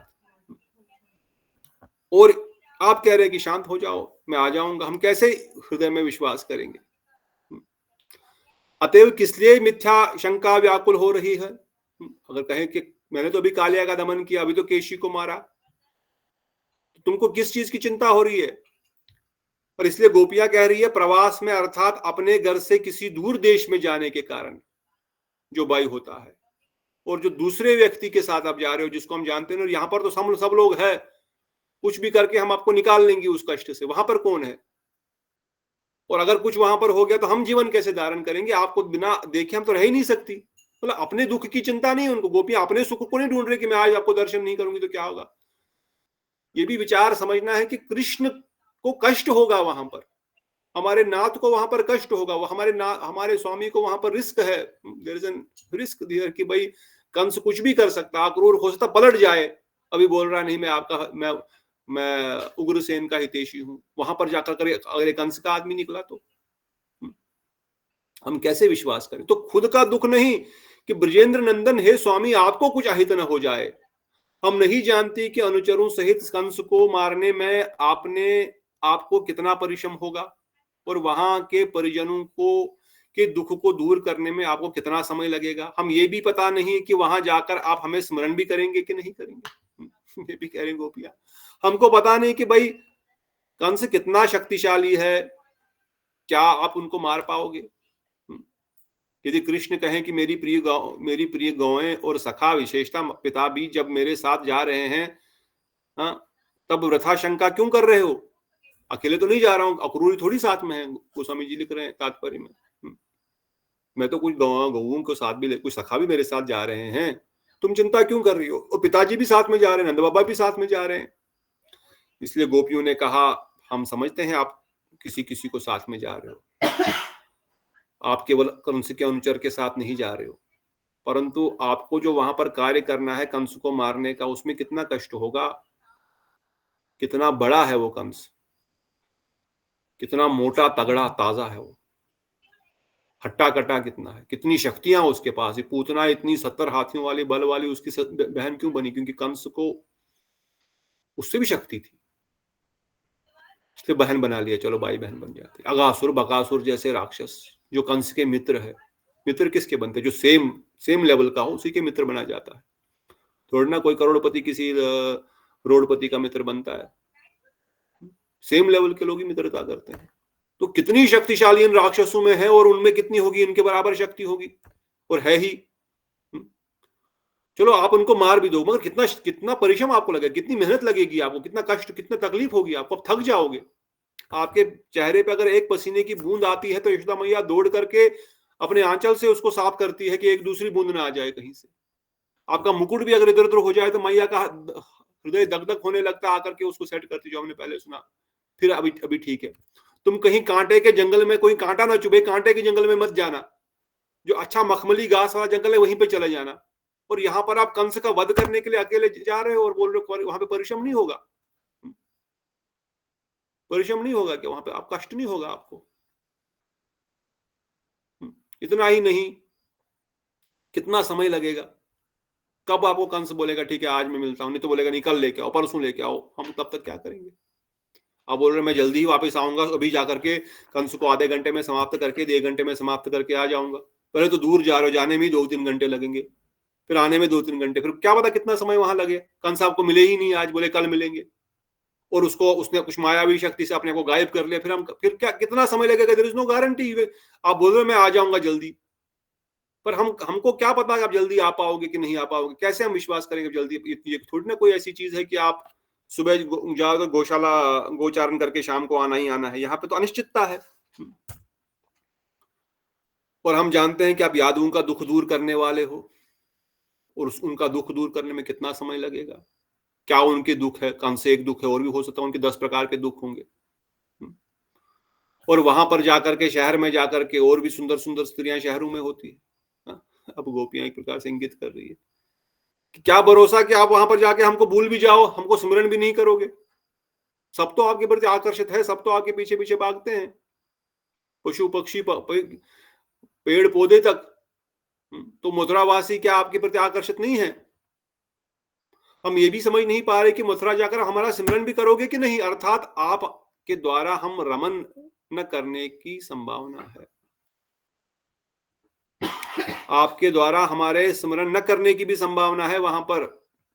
तब श्री रूप ने कहा, स्वरूप जी ने कहा, उन सभी गोपियों ने ऐसी व्याकुलता सहित दीनता पूर्वक वचनों को कहकर कहा जिसे सुनकर वो उपस्थित सभी प्राणी रोते रोते मूर्छित हो गए। क्षण काल के पश्चात भगवान श्री कृष्ण ने किसी प्रकार थोड़ा धैर्य धारण करके अपने आंसुओं को पोंछा तथा गोपियों के भी आंसुओं को पोंछते पूछते गदगद स्वर से कहने लग गए। गोपियां कहते कहते मूर्छित हो गई। भावी विरह, अभी विरह हुआ नहीं, फ्यूचर अभी जा रहे हैं, उस विरह के संभावना से ही मूर्छित होकर। ये प्रेम है, इसको बोलते हैं प्रेमा भक्ति। ये प्रेमा भक्ति, क्या हमारे अंदर ऐसा कोई प्रेमा भक्ति का मात्र एक बूंद भी है? Where is प्रेमा भक्ति? When we cry, how can we cry? ठीक है, I don't want to go in different topic. भगवान पढ़िए, थोड़ा पढ़ना चाहते हैं थोड़ी देर?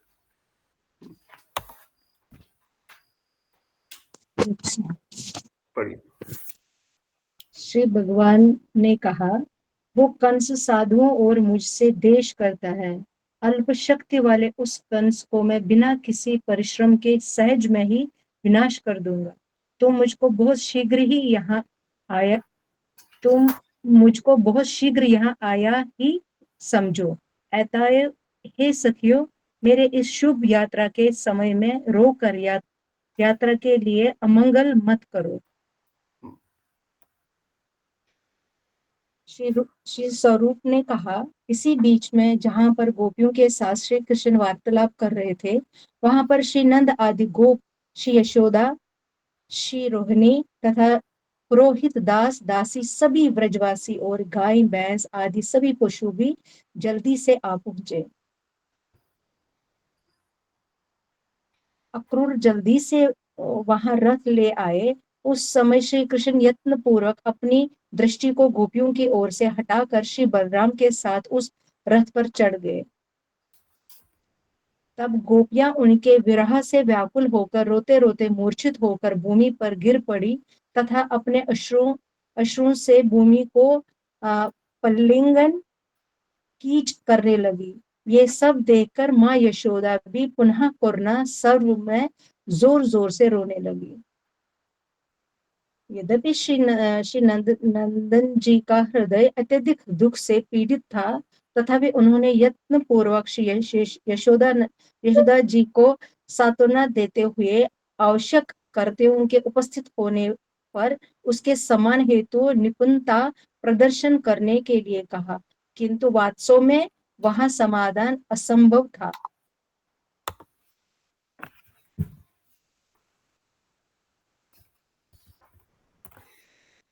श्री नंदराज ने कहा, हे यशोदे, तुम ऐसे मत समझना कि मैं प्रसन्नता से मुतरा जा रहा हूँ। मैं कृष्ण को कभी भी किसी दूसरे का पुत्र नहीं मानता हूँ। मैं सत्य कह रहा हूँ कि कृष्ण को छोड़कर मैं कभी भी व्रज में नहीं लौटूंगा और विचार शून्य होकर वहां विलंब भी नहीं करूंगा।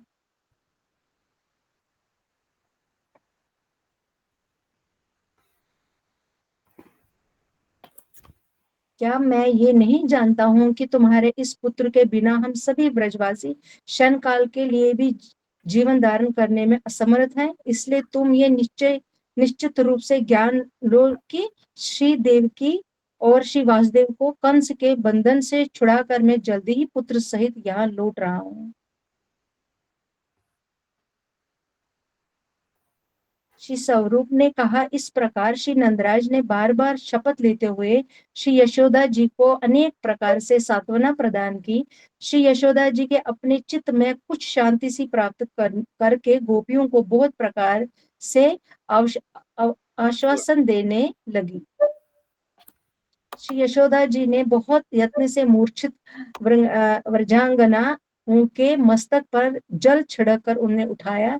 तत्पश्चात सभी गोप चलने के लिए गड़ियों पर सवार गड़ियारों पर सवार हो गए तथा अक्रूर जी भी रथ आगे बढ़ा दिया।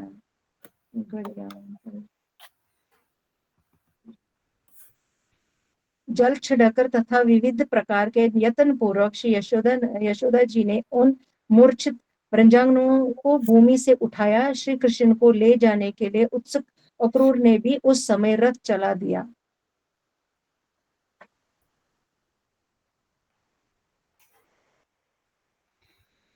कोई रथ पकड़ रहा है, कोई रथ को रोक रहा है, पर अक्रूर जी ने जैसे तैसे रथ को आगे बढ़ाया।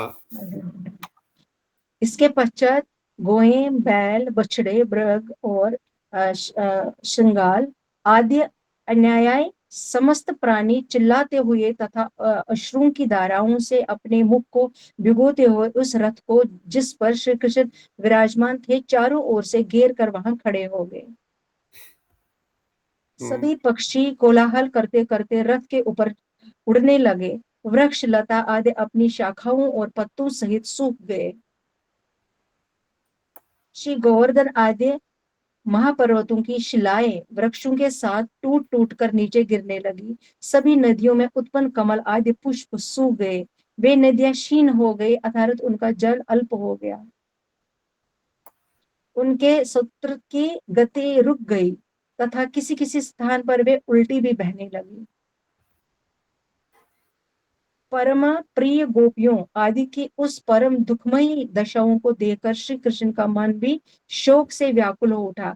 वे भी उच्च स्वर से अपने रोने को रोकने में असमर्थ होकर अपनी अश्रुधाराओं को पोंछने में व्यग्र हो गए। प्रभु श्री कृष्ण फिर रथ से उतरकर कहीं अनंत हित न हो जाए ऐसे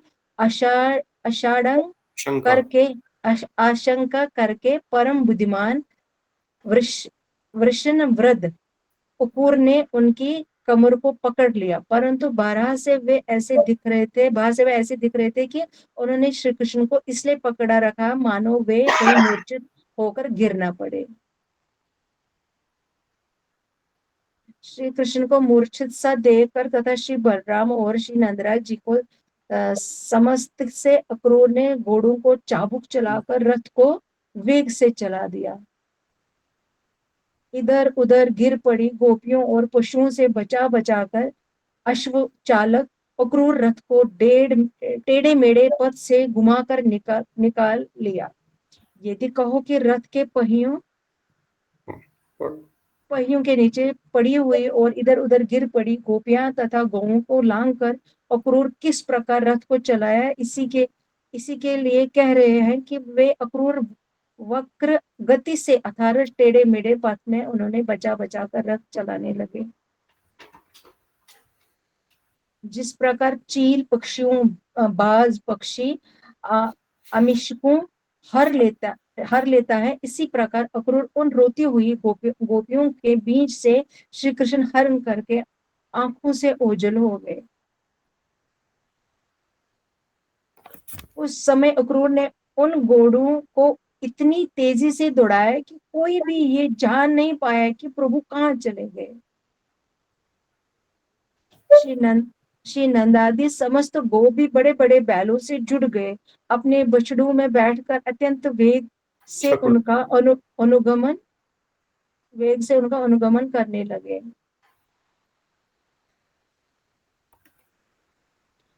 अक्रूर ने ब्रह्मा आदि के निकट रथ को लाकर बहुत प्रकार से श्री कृष्ण की स्तुति की तथा अनेक प्रकार की नीतियों को विस्तार पूर्वक समझकर उन्हें स्वस्थ करने की चेष्टा करने लगे। परंतु उस समय सभी ब्रजवासियों को दुखपूर्ण दशा हुई, वो सुनने योग्य नहीं है।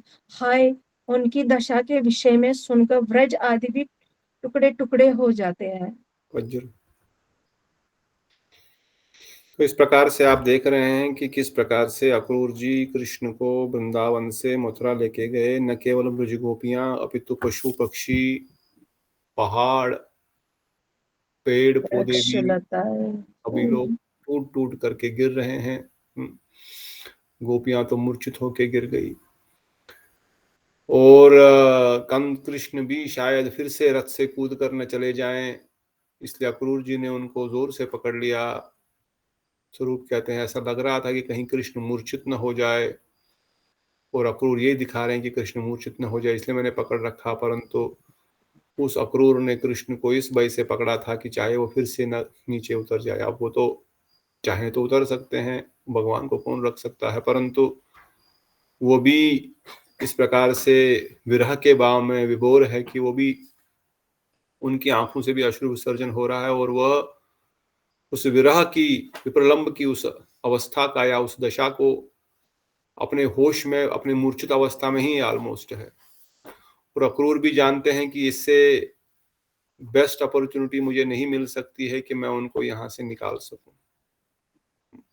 यहाँ से निकालने के लिए तो मुझे यही एक मौका है। इसलिए बड़े ही चतुर, अपने ड्राइविंग में एक्सपर्ट, अगर गोपी कहीं रो रही है या बैठी है या मूर्छित हो गई, वो बड़े टेढ़े मेढ़े घुमा फिरा करके यहाँ से वहां से, सीधे रास्ते से नहीं, यहाँ वहां घूमते घामते कैसे भी इधर उधर से अपने रथ को लेकर के इतने तेजी से भाग गए कि पता नहीं कि कहाँ गायब हो गया रथ, ऐसा लग रहा है। उधर नंद बाबा और उनके कुछ सखा भी अपने अपने छकड़ों में चढ़ गए, अपने बैलों के ऊपर, बैल के जो छकड़े होते हैं जिनको बैलगाड़ी बोलते हैं, उन बैलगाड़ी में बैठ गए, और पीछे पीछे नंद बाबा के भी और सखा भी उनके पीछे पीछे आ रहे हैं बड़ी तेजी से। श्री परीक्षित महाराज ने, पढ़ो प्रभु जी। फिर वो अभी पहुंचे हैं कहाँ पर, ब्रह्महृद, जहां पर भागवतम में वर्णन करते हैं किस प्रकार से जहां श्री कृष्ण का दर्शन अक्रूर जी ने किया था, क्योंकि अक्रूर भी परेशान थोड़े से हो गए थे कि सच में कहीं कंस कुछ न कर ले ब्रजवासियों के ऐसे विरह को देखते हुए। तो वहां पर अक्रूर जी ने स्नान किया था, जिसको अक्रूर घाट भी बोलते हैं। वृंदावन में अगर परिक्रमा आप करें तो उस स्थान को अक्रूर घाट भी वर्णन करते हैं, जहां पर उन्होंने दर्शन किया था। कृष्ण जो है जल के अंदर भी है और जल के बाहर भी है, और वहां पर अक्रूर ने कुछ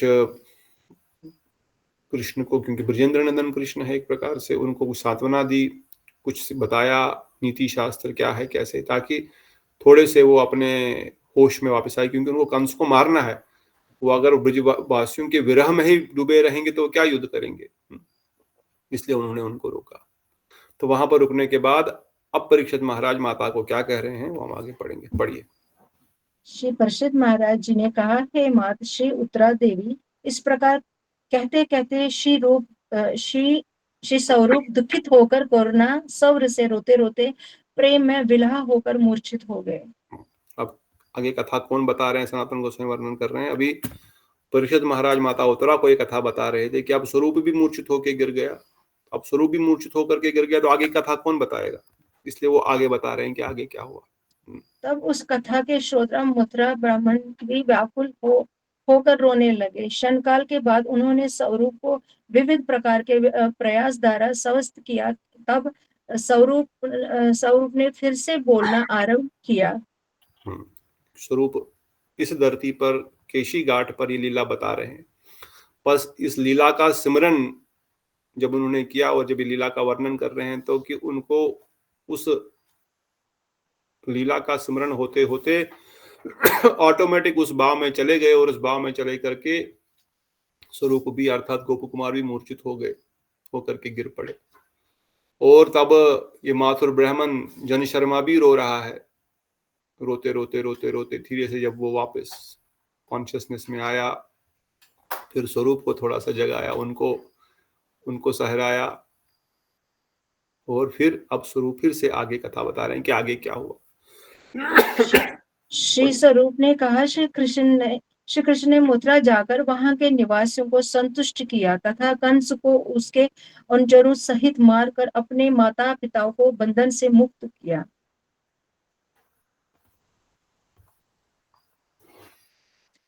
इसके पश्चात कंस के पिता उग्रसेन को राजा बनाकर तथा कंस के भय से अन्य देशों को भागे हुए यादवों को वापस बुलाकर मथुरा वासियों को मथुरा वचनों द्वारा धीरज बंधाया।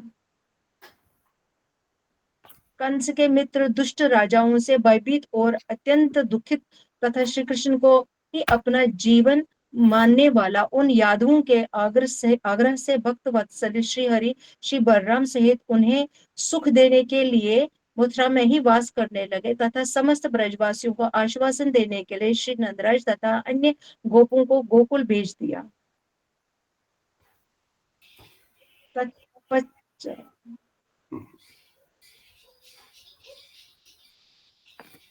श्री भगवान ने कहा, हे पिताजी, हमारे विरह से कहीं किसी ब्रजवासी के प्राण न निकल जाए, इसलिए आप इन गोपों सहित शीघ्र ही गोकुल जाइए। श्री कृष्ण, मैं भी आपके मित्र इन उद्गन चित्त यादवों को सुखी करके जल्दी ही उस प्रिय व्रज में आ रहा हूँ।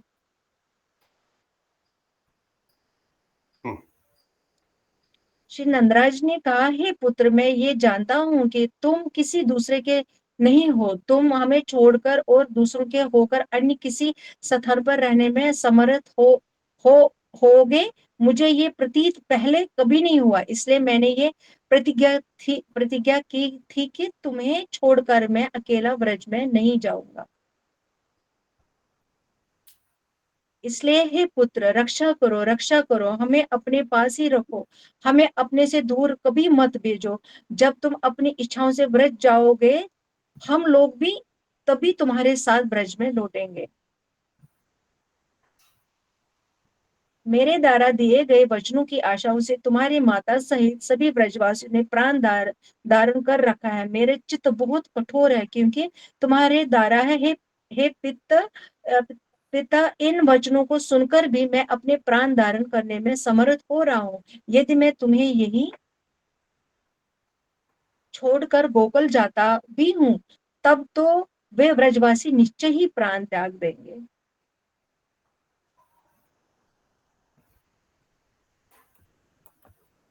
पढ़ लो।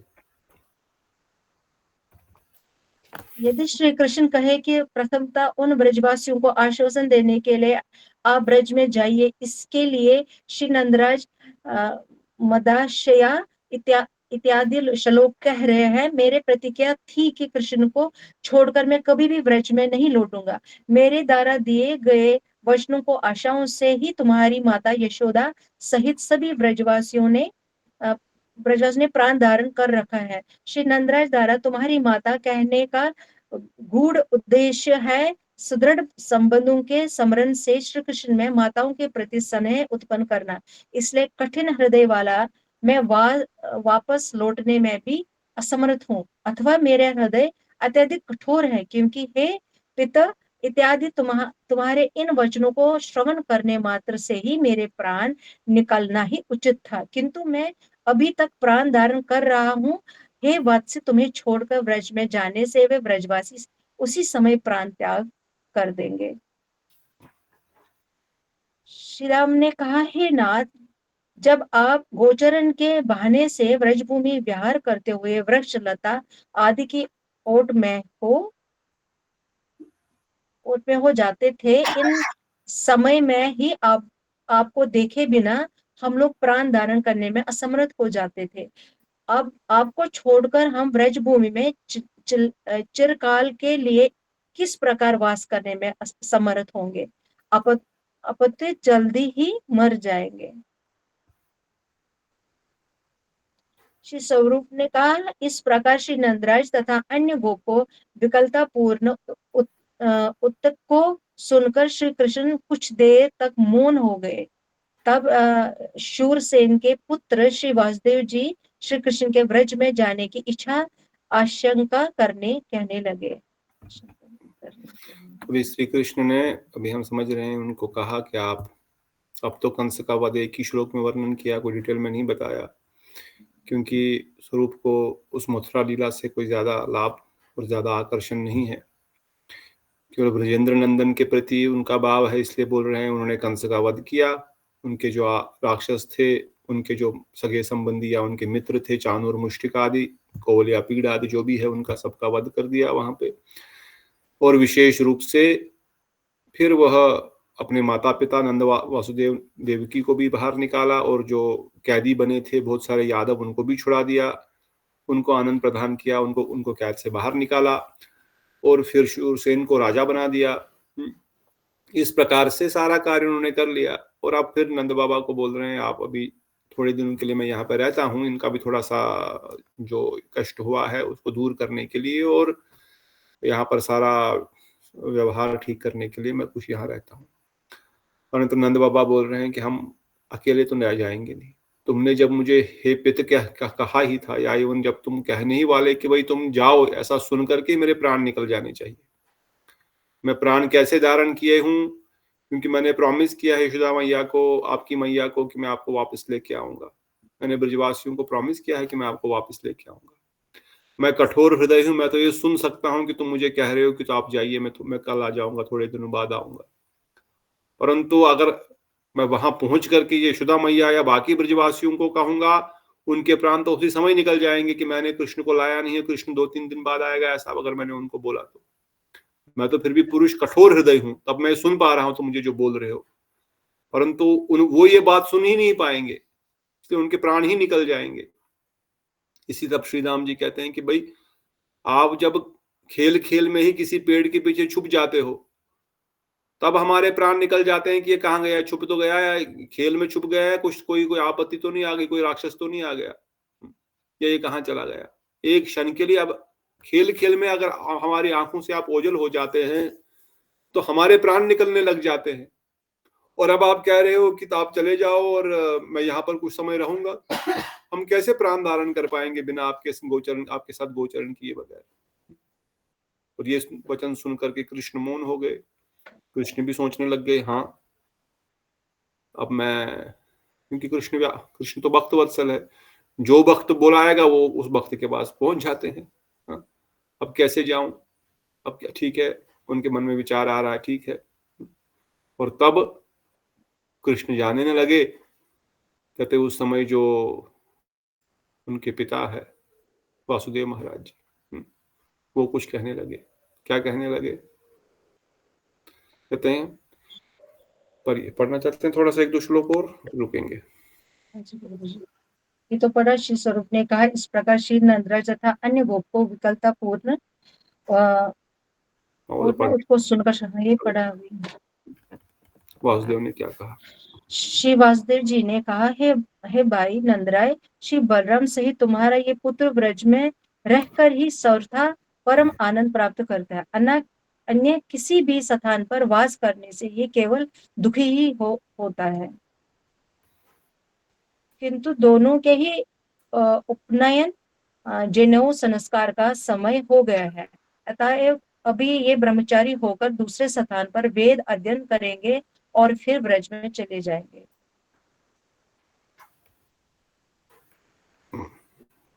श्री स्वरूप ने कहा, श्री वासुदेव के वचनों के प्रति श्री कृष्ण की सम्मति तथा अपने वचनों के प्रति उनकी असम्यता देखकर श्री नंद जी व्याकुल होकर रोते हुए चल पड़े। तब श्री कृष्ण देव अन्य यादवों के साथ साथ श्री नंदराज का अनुगमन करने लगे। फिर जब रोते हुए सभी गोपों ने एक एक करके उन्हें गले लगाया, तब वे भी बड़े जोर जोर से रोने लगे। श्री कृष्ण की व्याकुलताओं को देखकर तथा ये समझकर कि वे व्रज जाने के लिए उत्सुक हैं, श्री वासुदेव आदि धीर यादव युक्त योग का जाल बिछाकर उन्हें वापस लौट आए।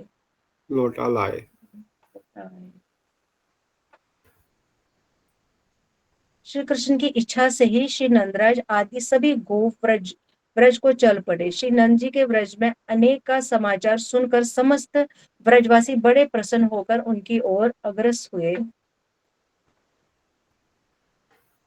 श्री नंदराज जी शोक और लज्जा वस्त्र द्वारा अपने मुख को ढककर रोते रोते घर जाकर अत्यंत दुखी होकर भूमि पर ही लेट गए।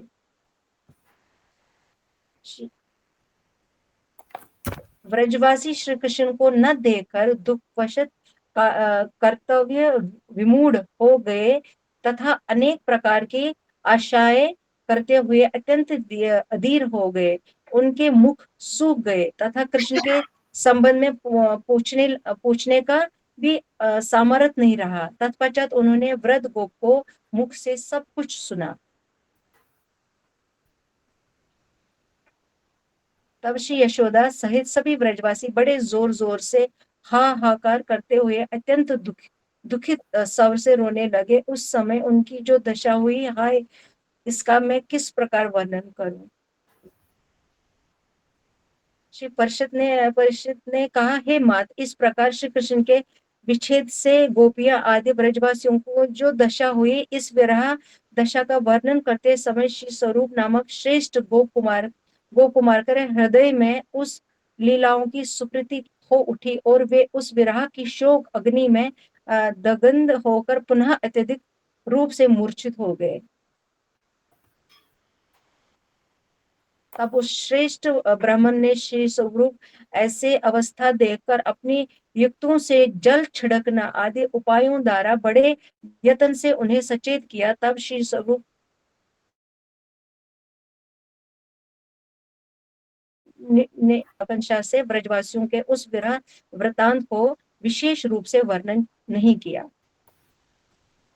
परंतु माथुर ब्राह्मण उस बाकी के वृतांत को श्रवण करने के लिए उत्सुक थे। ऐसे देखकर उदार हृदय वाले श्री स्वरूप अपने चित्त को अति यत्न पूर्वक स्थिर करके फिर से कहने लगे। तो यहाँ पे रुकेंगे। इस प्रकार से गोप कुमार जो है बार बार मूर्छित हो रहे हैं, क्योंकि अभी श्री कृष्ण की प्रसन्नता में ही सभी ब्रजवासियों की प्रसन्नता है। ये विचार करते हुए जब नंद बाबा सोच रहे थे, तब वासुदेव महाराज जी ने भी कहा कि अब ये बड़े हो गए, इनको उपनयन संस्कार करना है और उसके लिए तो इनको थोड़े समय के लिए तो यहाँ रहना पड़ेगा। गुरुजी आएंगे।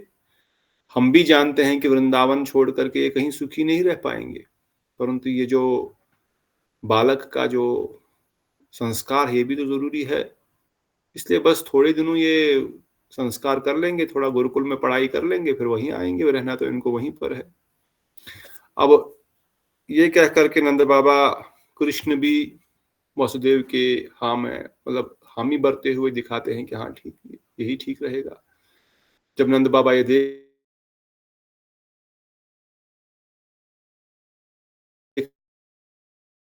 रहे हैं कि कृष्ण भी रुकना चाहते हैं, अभी कृष्ण के गले मिल रहे हैं और वो भी उनको वहीं छोड़ने के लिए वापस जाने, क्योंकि कृष्ण की ऐसी इच्छा है तो हमारी भी वही इच्छा है, हम उसके विपरीत तो जा नहीं सकते हैं। परंतु कृष्ण भी रो रहे हैं, उनकी आंखों से भी अश्रुशन हो रहा है। और नंद बाबा जब चल रहे हैं तो कन्हैया भी पीछे पीछे थोड़े चलने लग गए सखाओं की मंडली में। अब बाकी यादवगणों को लग रहा है कि ये तो इतने रो रहे हैं और इतने उनके पीछे पीछे ही जा रहे हैं, कहीं ये फिर से उनके पीछे ही न चले जाएं और हमको इनका विरह होगा।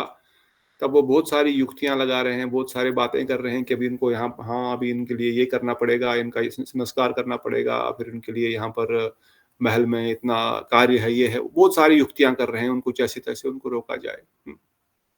और उन युक्तियों के द्वारा अब उस विरह की अनुभूति को अनुभव करने के लिए कुछ समय के लिए ब्रजवासी कृष्ण के विरह में किस प्रकार से भावी मिलन का जो सुख होगा, उस सुख को आनंद प्रदान करने के लिए कृष्ण तो वहां पे रुक गए। नंद बाबा वापस पहुंच गए, वो कुछ बोल ही नहीं पाए, वो आकर के गिर पड़े अपने घर में पहुंचते ही। अब कोई कुछ बोल ही नहीं पा। गोस्वामी जी वर्णन करते हैं, अरे कुछ तो बोलो, हुआ क्या, हमारे कन्हैया को हुआ क्या? आप बोलोगे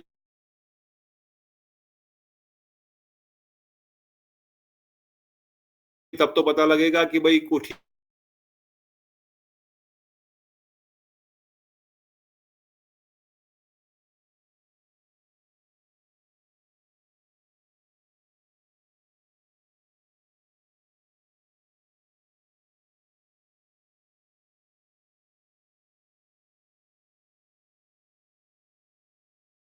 ठीक तो है ना, कम से कम ठीक है कि नहीं है।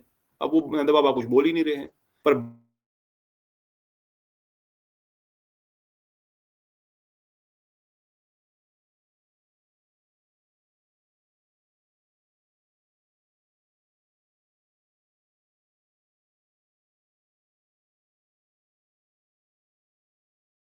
बाकी पर कहते हैं कि मैं अभी इसके ज्यादा वृंदावन कथाओं का वर्णन कर पाते। उन्होंने भी बहुत संक्षेप वर्णन किया। मूर्छित हुए तो परिषद महाराज को कैसे भागवत सुनाते, राधा रानी का नाम भी कैसे उच्चारण करते। यहाँ तो स्वरूप ही मूर्छित हो रहे हैं इतनी बार।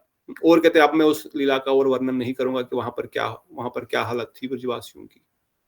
परंतु आगे हुआ क्या, आखिर ये कृष्ण वापस आया कि नहीं आया, उन ब्रजवासियों ने क्या किया, उन ब्रजवासियों के साथ उन्होंने किस प्रकार से वहां पर फिर अपना जीवन जिया, ये स्वरूप जानना चाहता है जन शर्मा माथुर ब्राह्मण जानना चाहते हैं कि फाइनली क्या हुआ। अब कृष्ण वृंदावन में ही नहीं है तो वृंदावन में क्या बचा, फिर वृंदावन धाम क्यों जाना है, फिर गोलोक में मुझे क्या मिलेगा। गोलोक आप वहां पर इतना तो आपने परिश्रम किया, ये इतने परिश्रम से आप वहां पहुंचे, फिर वहां पर कृष्ण ही नहीं तो फिर आपको इतना परिश्रम करने का क्या लाभ हुआ। इसलिए वो जानना चाहते हैं कि आखिर आगे हुआ क्या, आगे क्या हुआ, वो हम आगे सुनेंगे। क्या कृष्ण वापस आते हैं तो कैसे आते हैं, और नहीं आते हैं तो क्यों नहीं आते हैं, और कब आते हैं, और किस प्रकार से लीलाएं वहां पर होती है।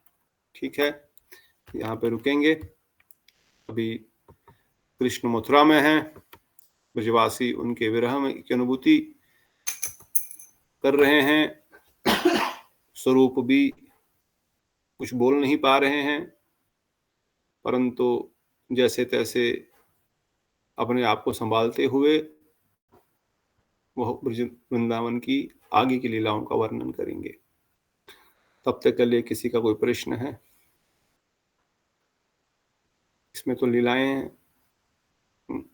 ज्यादा, इसमें तत्व सिद्धांत कुछ है नहीं, परंतु लीलाओं का मर्म विप्रलंब में मिलन की भावना और मिलन में विप्रलंब की भावना, वो जो दुख है उसमें सुख की अनुभूति और उस सुख में विरह की अनुभूति का ही वर्णन किया गया है। ये साधारण दृष्टिकोण से समझना असंभव है, ये मेटेरियलिस्टिक पॉइंट ऑफ व्यू से समझना असंभव है कि कैसे विरह में सुख की अनुभूति हो सकती है। ये केवल आध्यात्मिक स्तर पर ही, उस रेल्म में, उस प्लेटफॉर्म पे ही हम इसको समझ सकते हैं। वो मूर्छित होना भी किस प्रकार के आनंद की अनुभूति कराता है, या जो विरह की अनुभूति है वो विरह की अनुभूति भी किस प्रकार से प्रेम को उदित कराती है, उससे प्रेम कितना प्रबल हो जाता है, प्रेम की प्रगाढ़ता कितनी प्रकट हो जाती है। उस विरह के रोने में भी प्रेम की प्रगाढ़ता जो है वो अनुभूति शब्दों के द्वारा नहीं वर्णाई। उन साधारण संसार में भी देखते हैं, अगर किसी के प्रति इतना प्रेम होता है कि उस प्रेम में वह व्यक्ति जब रोता है, उसे विरह से दूर होते हुए भी, तो उस विरह से कम इतना पता लगता है कि कितना प्रेम इस व्यक्ति से करता है। भले ही उस प्रेम उस रोने में कोई सुख की अनुभूति नहीं हो पाएगी, वो आध्यात्मिक दृष्टिकोण से नहीं है, परंतु प्रेम कितना है कम से कम इसकी थोड़ी बहुत अनुभूति होती, तभी तो आंखों से आंसू निकल जाते हैं, कोई अगर दूर होता है कुछ ऐसा। परंतु यहाँ पर वो दुख में भी सुख की अनुभूति का कैसी आकांक्षा है, वो केवल आध्यात्मिक दृष्टिकोण से ही समझा जा सकता है। और अभी कृष्ण कैसे आएंगे और कितना आनंद उनको प्रदान करेंगे, उससे वो सुख कितना लाखों गुना और बढ़ जाएगा, जो कि डेली मिलने का सुख था। जो डेली मिलने में जो आनंद की अनुभूति थी और अब कुछ दिनों बाद मिलने के जो आनंद की अनुभूति है, वो उससे कई कई लाखों गुना अधिक होगी। इसलिए ये सब लीलाएं ब्रज में हो रही है।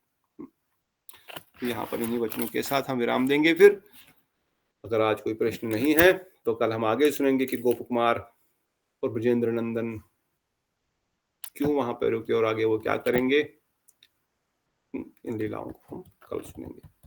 तब तक के लिए बोलो श्री ब्रजेंद्र नंदन श्याम सुंदर यशोदानंदन राधा वल्लभ लाल की जय। बोलो श्री जय। गोप कुमार की जय। बोलो वृंदावासी जय। वृंदावन जय। गोपीगण की जय। राधागण की जय।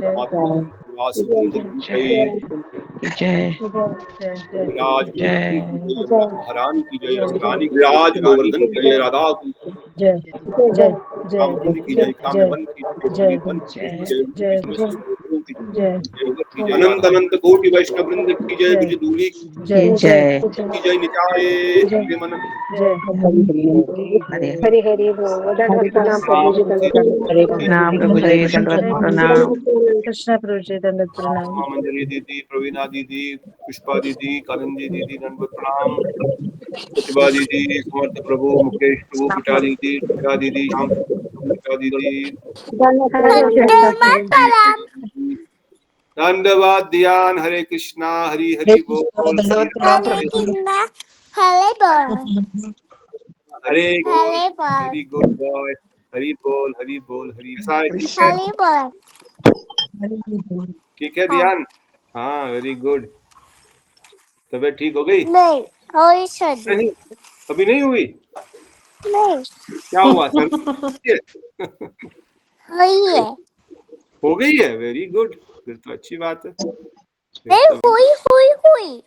हुई हुई हुई थोड़ी थोड़ी हुई है। अच्छा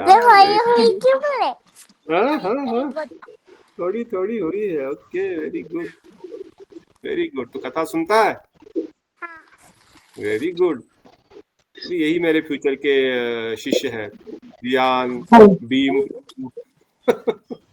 और आगे आने वाले बालक बालिकाएं। हम यही कुछ करेंगे, हम तो कुछ कर नहीं पाए।